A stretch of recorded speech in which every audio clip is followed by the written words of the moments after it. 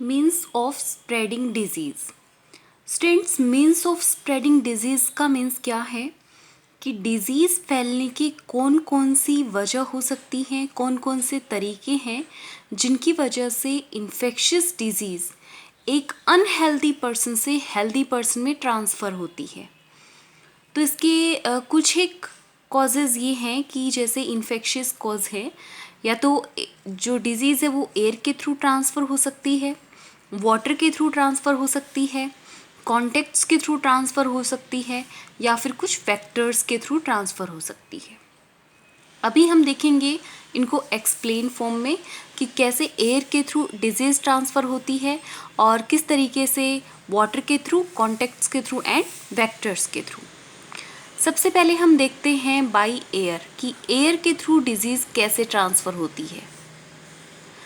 Students, जो unhealthy person होता है या फिर जो सिक पर्सन होता है, जब वो स्नीजिंग करता है, मतलब जब वो छींकता है या फिर कफिंग करता है, खांसता है, तो उसके माउथ से जो कुछ पार्टिकल्स होते हैं, मतलब टाइनी वाटर ड्रॉपलेट्स होती हैं, वो उसके आसपास की एयर में मिक्स हो जाती हैं और उनके साथ ही उसको जो सिक पर्सन है या फिर जो इन्फेक्टेड पर्सन है उसकी बॉडी में से जो डिजीज़ कॉजिंग पैथोजन होता है, इन्फेक्टेड और सिक पर्सन की बॉडी में से जब ये वाटर पार्टिकल्स निकलते हैं या फिर एयर के थ्रू ये जो पैथोजन्स होते हैं वो भी वहाँ की आसपास की एयर में मिक्स हो जाते हैं। और उसके आसपास कोई भी अगर हेल्दी पर्सन होगा तो उस हेल्दी पर्सन की बॉडी में भी ये पैथोजन, जब वो ब्रीथिंग करेगा, जब वो पर्सन सांस लेता है, जो हेल्दी पर्सन है, जब वो ब्रीथिंग करेगा तो ये पैथोजन एयर के साथ उसकी बॉडी में भी एंटर कर जाएंगे, जिससे उसे भी इन्फेक्शन हो जाएगा।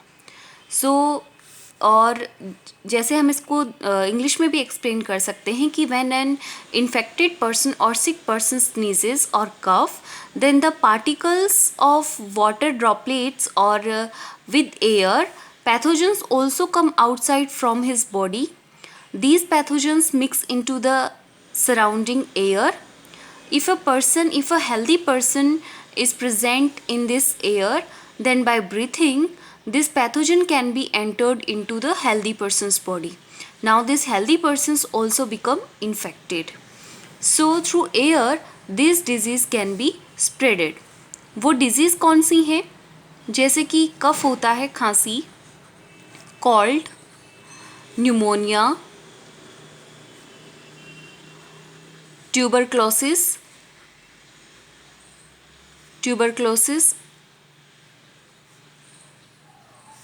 तो ऐसे ये जो डिजीज़ होती हैं ये एयर के थ्रू अनहेल्दी पर्सन से हेल्दी पर्सन की बॉडी में ट्रांसफ़र हो जाती हैं। दूसरा, ये जो डिज़ीज़ है, हम दूसरा इसका मेन बात करें यानी कौन सा मेथड है, वो है वाटर के थ्रू भी डिज़ीज़ फैलती हैं। जैसे कोई भी जैसे वाटर सोर्स होता है, लाइक कोई पॉन्ड है और उसमें वाटर प्रेजेंट है और कोई अनहेल्दी पर्सन उसके आसपास एक्सक्रीटा रिलीज़ करते हैं, waste material of the body होता है एक्सक्रीटा, जब वो रिलीज़ कर दिया जाएगा तो वहाँ उस वाटर के अंदर भी ये जो एक्सक्रीटा है वो मिक्स हो जाता है। और कुछ जैसे रूरल एरिया के अंदर या फिर ऐसी जगह बैकवर्ड एरिया में जहाँ पर कुछ लोग होते हैं, वो उसी वाटर को यूज़ करते हैं, क्लॉथ को वॉश करने में भी यूज़ में लेते हैं, या फिर अपने जो कैटल्स होते हैं उनके लिए भी वो उसको यूज़ में लेते हैं, या फिर अपनी जो डेली पर्पज़ की जो भी यूजेस होते हैं उनमें वाटर को यूज़ लेते हैं। बट ये जो वाटर है इसके अंदर एक्सक्रीटा मिक्स होने से कुछ पैथोजन भी मिक्स हो जाते हैं, पैथोजन या फिर कुछ वर्म्स होते हैं वो भी इसमें मिक्स हो जाते हैं। और अगर इस वाटर को, इस इन्फेक्टेड वाटर को किसी ने ड्रिंक कर लिया, मतलब उसकी बॉडी में चला गया, किसी पर्सन की बॉडी में, तो वो उसको डिजीज़ हो जाएंगी और वो इन्फेक्टेड हो जाएगा। तो इसमें देखिए वाटर जो डिजीज़ फैलाता है, मतलब कंटामिनेटेड वाटर के ड्रिंक करने की वजह से ऐसा होता है। मतलब जिस वाटर के अंदर इम्प्योरिटीज़ मिक्स्ड हैं, इम्प्योरिटीज़ या फिर पैथोजेंस या फिर वॉर्म्स मिक्स होते हैं, तो वो वाटर अगर किसी हेल्दी पर्सन ने ड्रिंक कर लिया तो उसकी बॉडी में भी ये पैथोजन या वॉर्म्स डेवलप होना स्टार्ट हो जाएंगे और उसको इन्फेक्शन हो जाएगा। और इससे रिलेटेड डिजीज़ जो फैलती हैं वो हैं लाइक कॉलेरा है, डायरिया, कॉलेरा और स्टमक रिलेटेड जो डिजीज़ होती हैं, ये सब डिजीज़ होती हैं, ये वाटर के थ्रू ट्रांसफ़र होती हैं। और डायबिटीज़ नहीं, टाइफाइड जो होता है वो भी वाटर के थ्रू फैलता है। एंड जॉन्डिस है। तो ये ऐसी कुछ डिजीज़ हैं जो कंटामिनेटेड वाटर के ड्रिंक करने से होती हैं। तो ये जो डिजीज़ होंगी, इनसे इन्फेक्शन से अपने को बचना है। तो वाटर बॉर्न डिजीज़ जो होती हैं, अगर हमें उनसे अपने आप को प्रिवेंट करना है तो प्रिवेंशन के लिए हम क्या करेंगे कि ड्रिंकिंग के लिए हम क्लीन वाटर ड्रिंक करेंगे, या फिर जो बॉइल्ड वाटर है, बॉईल करके वाटर को उसको फ़िल्टर करके फिर उसको यूज़ करेंगे। फ़िल्टर्ड, क्लीन और जो सेफ़ है, पोर्टेबल वाटर है, उसको हम ड्रिंकिंग में यूज़ लेंगे। फ्रेश वाटर है उसको हम ड्रिंकिंग में यूज़ लेंगे, बॉईल करके यूज़ में लेंगे, उसको फ़िल्टर करके यूज़ में लेंगे। क्लीन वाटर है उसको यूज़ करेंगे। कभी कभी वाटर होता है दिखने में तो क्लीन होता है बट फिर भी उसके अंदर कुछ इम्प्योरिटीज़ मिक्स्ड होती हैं, जो पैथोजन बहुत छोटी साइज़ के होते हैं। तो ऐसे वाटर के अंदर इम्प्योरिटीज़ हैं, तो उनको किल करने के लिए, जो पैथोजेंस उनको किल करने के, उसको बॉईल करेंगे, कूल करेंगे, फिर उसको फ़िल्टर करके और फिर उसको ड्रिंकिंग में यूज़ लेंगे। और जो जैसे ड्रिंकिंग वाटर को क्लीन करने के लिए आरओ वगैरह जो कुछ ऐसे डिवाइसेस होती हैं, तो उनकी हेल्प से भी फिल्टर होते हैं, फिल्टर्ड वाटर यूज़ में लिया जाता है, ताकि ये जो पैथोजन है वो हेल्दी पर्सन की बॉडी में एंटर नहीं करें और जो इन्फेक्शियस डिजीज़ हैं, वाटर बॉर्न डिजीज़ हैं, वो जो हेल्दी पर्सन है उस तक इन्फेक्शन ना फैलाएं। और यही एयरबॉर्न डिजीज़ से प्रिवेंशन की बात करते हैं, तो ऐसा कहाँ ज़्यादा होता है, एयरबॉर्न डिजीज़ होती हैं वो कहाँ ज़्यादा स्प्रेड होती हैं। जैसे इसमें क्या बताया कि इन्फेक्टेड पर्सन के छींकने, खांसने से, उसके बातें करने से जो हवा में पार्टिकल्स फैलते हैं, तो उनकी वजह से उस हवा में किसी के सांस लेने से ये पैथोजन दूसरी बॉडी में एंटर हो रहे हैं। तो क्या करना होगा अपने को, जो भी पर्सन है वो ओवर क्राउडेड एरिया से दूर रहें, stay away from over crowded area, भीड़ भाड़ वाली जगह से हमें दूर रहना चाहिए। और साथ ही साथ अगर हमें कहीं बाहर जाना हो रहा है तो हमें मास्क या फिर जो हैंकरचीफ है वो यूज़ में लेनी चाहिए। जैसा कि इन दिनों नाउअडेज़ हम देख रहे हैं जो कोरोना वायरस है, तो उसके इन्फेक्शन से भी बचने के लिए हम मास्क और हैंकरचीफ का यूज़ कर रहे हैं। और ओवर क्राउडेड एरिया में जाने के लिए गवर्नमेंट भी अपने को बार बार एडवाइस कर रही है, सजेस्ट कर रही है कि हमें ओवर क्राउडेड एरिया से दूर रहना है और मास्क, हैंकरचीफ ये सब यूज़ करनी है, ताकि जो इन्फेक्टेड पर्सन की बॉडी से ये वायरस अगर ट्रांसफ़र हो रहा है, मतलब एयर में स्प्रेड हो रहा है, तो जो हेल्दी पर्सन है वो इसके इन्फेक्शन से अपने आप को बचा सके। तो ये हमारे लिए बहुत ज़रूरी है। ये जो सेफ्टी मेजर्स हैं ये हमारे लिए बहुत इम्पॉर्टेंट हैं, और अब साइंस पढ़ने के बाद आप लोगों को ये रूल्स ज़रूर फॉलो करने चाहिए। दूसरा, वाटरबॉर्न डिजीज़ के अलावा, एयरबॉर्न डिजीज़ के अलावा दूसरा मेथड है कॉन्टैक्ट्स में, जैसे कि ब्लड टू ब्लड इन्फेक्शन होता है। ब्लड टू ब्लड इन्फेक्शन है मतलब जैसे कि कोई अनहेल्दी पर्सन है, कोई इन्फेक्टेड पर्सन है, और उस इन्फेक्टेड पर्सन ने शेविंग करवाई, और शेविंग करवाने की वजह से एक्सीडेंटली उसकी बॉडी पे कट लग गया, और कट लगने से ब्लड उसकी बॉडी से बाहर आ जाता है। और जो ब्लेड उसमें यूज़ में लिया गया शेविंग में, अगर वो ब्लेड ही किसी हेल्दी पर्सन की शेविंग करने में यूज़ में ले लिया गया, तो उस ब्लड से इन्फेक्टेड जो पैथोजन होता है वो उस ब्लड से उस ब्लेड पे आ गया, और ब्लेड को किसी हेल्दी पर्सन की बॉडी पे यूज़ किया गया है, तो वो उस हेल्दी पर्सन की बॉडी में भी चला जाएगा। तो इसीलिए आप लोगों ने सुना है कि जो सलून्स वगैरह हैं, तो वो भी इस वायरस की वजह से आप सुन रहे हैं कि वो बंद कर दिए गए हैं।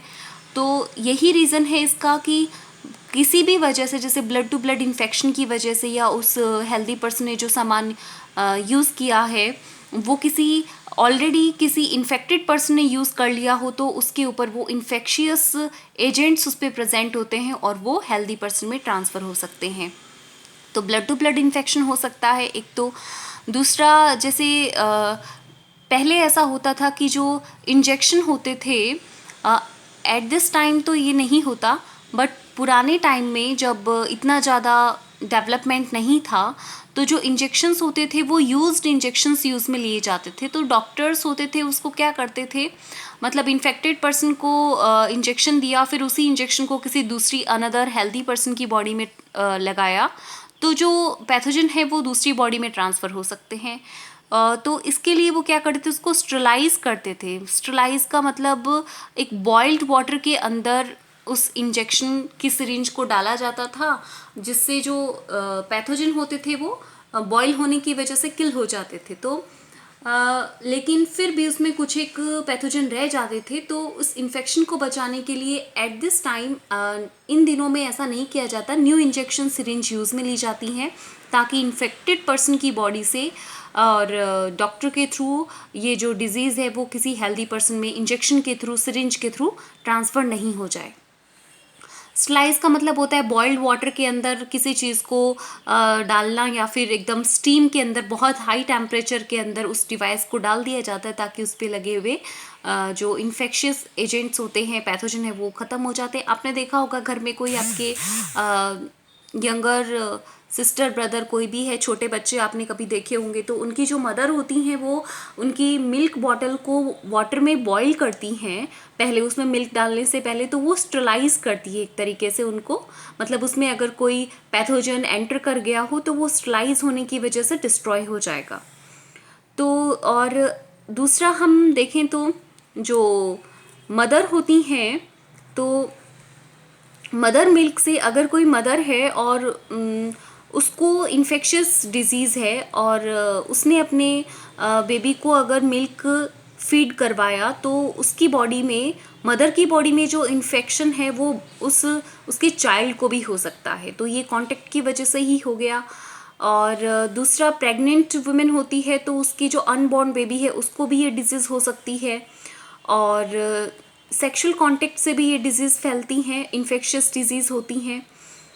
तो ऐसी डिज़ीज़ के एग्जाम्पल में हम देखें तो उसमें डिज़ीज़ आती हैं लाइक एड्स डिज़ीज़ है और साइफाइल्स होती हैं। तो ऐसी डिज़ीज़ होती हैं, ये सेक्सुअल कांटेक्ट से ट्रांसफ़र होती हैं। और जो अदर डिज़ीज़ हैं वो जैसे blood to blood disease transfer होती हैं, इन्फेक्टेड पर्सन से ट्रांसफ़र हो सकती हैं, शेविंग करवाने से या फिर इंजेक्शंस के थ्रू भी ट्रांसफ़र हो सकती हैं। बट ये यूज्ड होते हैं तभी ऐसा होता है, न्यू अगर इसमें यूज़ में लिया जाता है, केयर रखी जाती है, तो ये डिजीज़ स्प्रेड नहीं होती। तो इसलिए अपने को हाइजीन रखना बहुत ज़रूरी है। तो इसका जो प्रिवेंशन है, हमने दो चीज़ों में बात की, एयरबॉर्न डिजीज़ में प्रिवेंशन की बात की, जैसे ओवर क्राउडेड एरिया से बचना चाहिए अपने को, और मास्क और हैंकरचीफ यूज़ करनी चाहिए। वाटर बॉर्न डिजीज़ से बचने के लिए अपने को क्लीन, बॉयल, फिल्टर्ड और सेफ़ वाटर ड्रिंक करना चाहिए। तो वहीं अगर ये कांटेक्ट के थ्रू जो डिजीज़ हो रही हैं, तो उसके प्रिवेंशन के लिए हमें हाइजीन, सैनिटाइजेशन, तो ऐसी चीज़ों का ध्यान रखना होता है। तो इससे हम अपने आप को, सैनिटाइजेशन किया जा रहा है, आपने बहुत सुना है इसके बारे में। तो जो डिजीज़ होती है उससे प्रिवेंट किया जा सकता है, और अपने को केयरफुल बिहेवियर रखना होगा, जिससे हम इन डिजीज़ से प्रोटेक्ट कर सकते हैं अपने आप को। दूसरा, एक और हम इसमें देखते हैं लाइक फोर्थ मेथड हमने देखा कि वेक्टर, जो वेक्टर होते हैं वो भी डिजीज़ को ट्रांसफ़र करने में बहुत इम्पॉर्टेंट रोल निभाते हैं। वेक्टर्स क्या होते हैं? वेक्टर्स देखिए, वेक्टर्स कुछ इंसेक्ट भी हो सकते हैं, कुछ ऑर्गेनिज्म भी हो सकते हैं, और मोस्टली इंसेक्ट ही आते हैं इसमें। कुछ इंसेक्ट या ऑर्गेनिज्म जो पैथोजेंस को, या फिर हम कह सकते हैं कि डिजीज़ कॉजिंग एजेंट्स को अनहेल्दी पर्सन से किसी हेल्दी पर्सन में ट्रांसफ़र कर देते हैं। अनहेल्दी पर्सन से हेल्दी पर्सन में ट्रांसफ़र करने वाले जो इंसेक्ट होते हैं, उन्हीं को हम क्या बोलते हैं? वेक्टर्स बोलते हैं। तो इसके अंदर इसको डिफाइन करेंगे तो द इंसेक्ट, द ऑर्गेनिज्म और द एनिमल्स, एनिमल भी हो सकते हैं, विच ट्रांसफर पैथोजेंस या फिर infectious substance from unhealthy person to healthy person. Okay, जो सिक पर्सन है उससे किसी हेल्दी पर्सन की बॉडी में इंसेक्ट के थ्रू या फिर ऑर्गेनिज्म के थ्रू पैथोजन ट्रांसफ़र कर दिया जाता है, तो उस इंसेक्ट या ऑर्गेनिज्म को हम क्या बोलते हैं? वेक्टर बोलते हैं। इनको हम इंटरमीडिएट भी कह सकते हैं। These are also known as intermediate.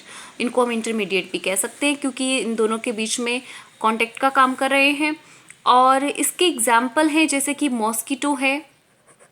Mosquito है और जैसे कि फ्लाइज होती हैं, मक्खियाँ होती हैं, तो ये इसके एजेंट होते हैं, एक तरह से इन्फेक्शियस एजेंट भी कह सकते हैं हम इनको हम वेक्टर्स भी कह सकते हैं, इनको हम इंटरमीडिएट भी कह सकते हैं। तो these are also called intermediate और these are also known as infectious agent.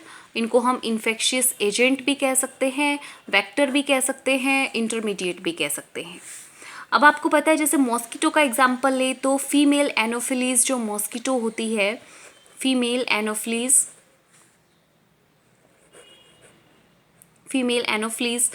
Mosquito है। और ये डेंगू भी मॉस्किटो की, एडीज एजिप्टाई जो मॉस्किटो है उसकी वजह से ये ट्रांसफ़र होता है।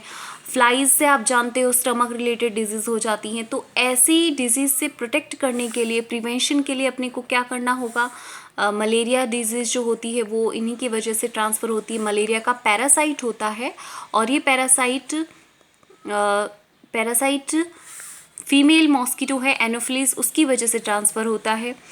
तो अगर हमें इससे प्रिवेंट करना है अपने आप को तो क्या करेंगे कि अपने आसपास हम वाटर को, जो वेस्ट वाटर है उसको हम कलेक्ट नहीं होने देंगे। जैसे अभी बारिश का मौसम आने वाला है तो हम ऐसी जगह जहाँ पर भी वाटर कलेक्ट होता है अपने आसपास, जहाँ मॉस्किटो डेवलप होते हैं, मॉस्किटो ब्रीडिंग ना हो और ज़्यादा मॉस्किटो अपने एग दे करके उसको और ज़्यादा नहीं स्प्रेड करे, तो हमें वो एरिया क्लीन करना होगा। और जैसे कि जो सीवर लाइन जो होती हैं, जैसे कवर्ड होती हैं तब तो बहुत बेटर है, लेकिन जो ओपन ड्रेनेज होते हैं, नालियाँ होती हैं, तो उनके अंदर भी मॉस्किटो फैलते हैं। तो ऐसी कंडीशन में नालियों की टाइम टू टाइम सफाई होती रहनी चाहिए, प्रॉपर क्लीनिंग होती रहनी चाहिए। और हमें कहीं पर भी वाटर को इकट्ठा नहीं होने देना है। छतों पे जैसे वाटर इकट्ठा हो जाता है या फिर जैसे कूलर, डेजर्ट कूलर होते हैं, उनके अंदर वाटर अगर कई दिनों तक उसको क्लीन नहीं करते हैं तो भी उसमें मॉस्किटोज डेवलप हो जाते हैं। तो ऐसी कंडीशन से इन डिजीज़ से अपने आप को प्रोटेक्ट करने के लिए हमें, जैसे मॉस्किटो से जो वेक्टर है, मॉस्किटो जिन डिजीज़ का वेक्टर है, तो हम क्या करेंगे कि मॉस्किटो को अपने आसपास स्प्रेड होने से प्रिवेंट कर देंगे। मॉस्किटो नहीं फैलने देंगे तो मॉस्किटो से रिलेटेड डिजीज़ भी नहीं फैलेंगी। दूसरा, फ्लाइज से जो डिजीज़ स्प्रेड होती है तो उसके लिए भी हमें अपने आसपास क्लीनिंग रखनी होगी। क्लीनिंग रखकर, या फिर हम कह सकते हैं कि प्रॉपर सैनिटाइजेशन करके, मतलब साफ़ सफाई होगी, स्मेल नहीं आएगी। तो ऐसी कंडीशन में फ्लाइज जो होंगी वो अपने आसपास नहीं डेवलप होंगी। और दूसरा, चीज़ों को हम कवर्ड फूड को अगर यूज़ लेंगे, कवर्ड फूड को यूज़ में लें, या फिर जो वेजिटेबल्स हैं, फ्रूट्स हैं, उनको हम बहुत अच्छे से क्लीन करके यूज़ में लेंगे, तो फ्लाइज अगर उनके ऊपर बैठी भी होंगी तो उन पे जो इंसेक्ट्स या फिर जो भी पैथोजन उन्होंने डाले हैं वो हम इजीली क्लीन कर सकते हैं। तो ये सब प्रिवेंशन मेथड हैं। और साथ साथ हमने पढ़ा कि क्या क्या जो प्रॉब्लम्स होती हैं, क्या क्या ऐसे मीन्स हैं जिनकी वजह से डिजीज़ आगे ट्रांसफ़र होती हैं। तो एक बार हम फिर से इनको रिपीट कर लेते हैं कि जो डिजीज़ होती हैं उनके मीन्स क्या क्या होते हैं। देखिए, डिजीज़ को स्प्रेड करने के लिए अपने पास अभी 4 मीन्स है अपने सिलेबस में। जैसे एयर के थ्रू डिजीज़ ट्रांसफ़र होती है, वाटर के थ्रू डिजीज़ ट्रांसफ़र होती है, कॉन्टैक्ट्स के थ्रू डिजीज़ ट्रांसफ़र होती है और वेक्टर्स के थ्रू भी डिजीज़ ट्रांसफ़र होती है। एयर के थ्रू डिजीज़ ट्रांसफ़र होने के क्या क्या फैक्टर हो सकते हैं? जैसे कोई पर्सन इन्फेक्टेड पर्सन है, इन्फेक्टेड पर्सन अगर अपने आसपास के एरिया में, मतलब इन्फेक्टेड पर्सन जब स्नीजिंग करता है, कफिंग करता है, बोलता है, स्पीकिंग करता है या फिर ब्रीथिंग करता है, तो उसकी ब्रीथ के साथ ही कुछ वाटर ड्रॉपलेट्स उसके आसपास गिर जाती हैं और ये वाटर ड्रॉपलेट्स के साथ साथ पैथोजन भी उसकी बॉडी से बाहर निकलते हैं। इस एरिया में अगर कोई दूसरा हेल्दी पर्सन होगा तो वो जो ब्रीथिंग करता है तो वो पैथोजन उसकी बॉडी में भी ट्रांसफ़र हो जाता है और इन्फेक्शन कर देता है। ऐसी डिजीज़ के एग्जाम्पल कौन कौन से हैं, जैसे कि कफ है, कॉल्ड है, न्यूमोनिया है, ट्यूबरक्लोसिस जिसको हम शॉर्ट में टीबी भी कहते हैं। तो ऐसी डिजीज़ एयर के थ्रू अनहेल्दी पर्सन से हेल्दी पर्सन में ट्रांसफ़र होती हैं। इसका प्रिवेंशन क्या है, इससे बचाव के लिए हमें क्या करना होगा, हमें ओवर क्राउडेड एरिया से बचकर रहना होगा, मतलब भीड़ भाड़ वाली जगह से अपने को दूर रहना है। जैसे आजकल आप सुन रहे सोशल डिस्टेंसिंग रखनी है, तो वो सब एयरबोर्न डिजीज़ से बचने के लिए इतना सब अपने को बताया जा रहा है। मास्क यूज़ करना है ताकि वो जो पैथोजन है वो हेल्दी पर्सन में नहीं एंटर करे। हैंकरचीफ यूज़ करनी है।